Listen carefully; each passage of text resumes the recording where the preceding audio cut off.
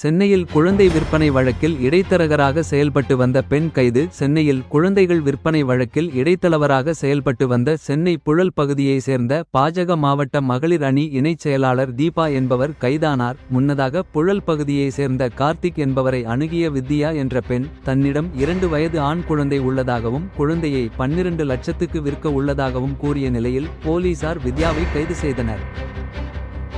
மருதமலையில் 184 அடி உயர முருகன் சிலை அமைக்க தடை கோரிய வழக்கில் வனத்துறை பதிலளிக்க ஹைகோர்ட் உத்தரவு. கோவை மருதமலையில் 184 அடி உயரத்தில் முருகன் சிலை அமைக்கும் பணிகளை நிறுத்த கோரி வனவிலங்குகள் ஆர்வலர் முரளிதரன் தொடர்ந்த வழக்கில் வனத்துறை பதிலளிக்க சென்னை ஹைகோர்ட் உத்தரவிட்டது.